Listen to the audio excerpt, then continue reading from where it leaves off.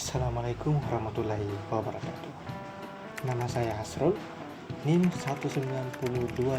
1902550501032, Program Studi Sistem Informasi, Kelas A, Angkatan 2019.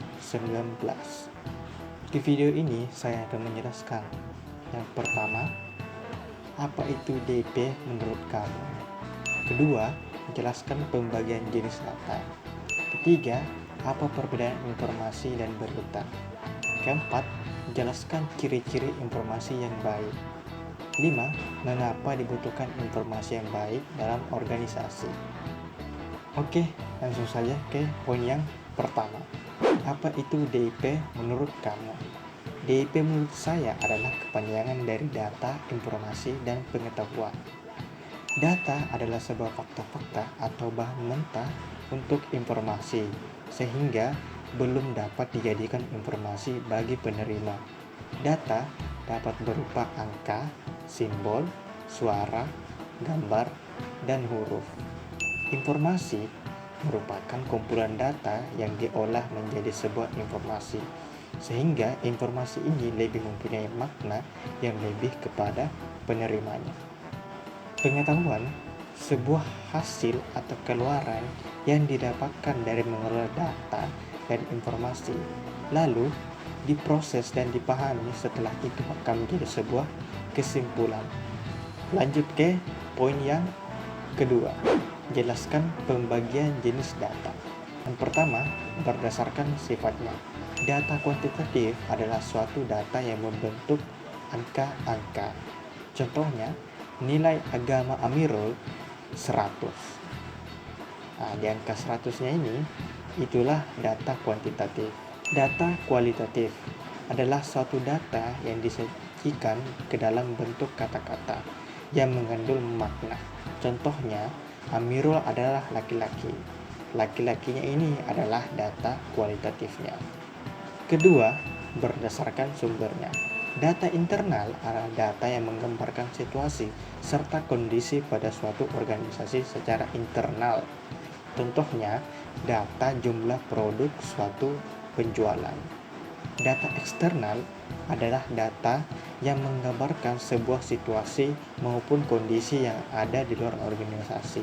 Contohnya, data jumlah pembeli produk pada penjualan. Ketiga, berdasarkan cara memperolehnya.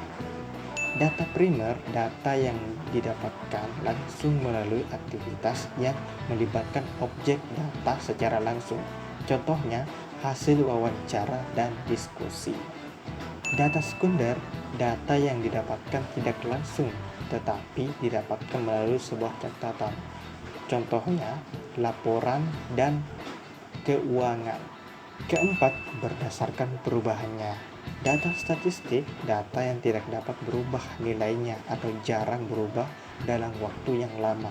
Contohnya, nomor KTP dan nomor induk mahasiswa yang biasa disingkat dengan NIM.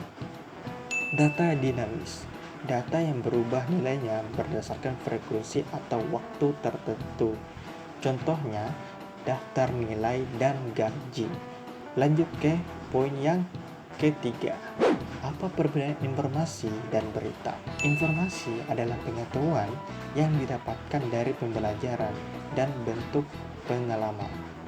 Sekumpulan fakta-fakta yang telah diolah menjadi bentuk data untuk diberitahukan kepada orang lain guna memberikan pengetahuan atau keterangan, dan informasi itu belum tentu benar keberadaannya.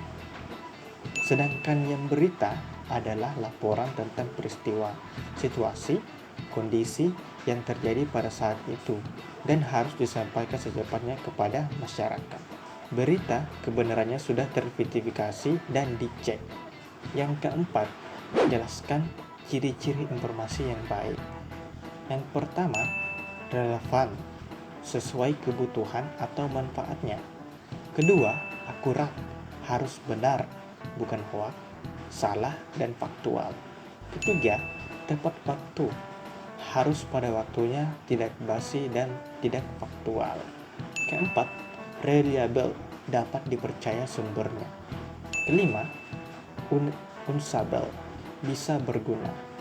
Keenam, understandable, bisa dipahami. Lanjut ke poin yang terakhir, yaitu poin 5. Mengapa dibutuhkan informasi yang baik dalam organisasi?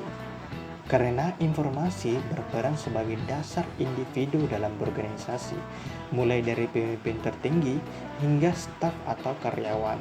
Dan salah satu kegunaannya adalah saat adanya suatu pengambilan keputusan. Ya, itu saja yang bisa saya berikan pada video kali ini. Mohon maaf jika ada yang kurang.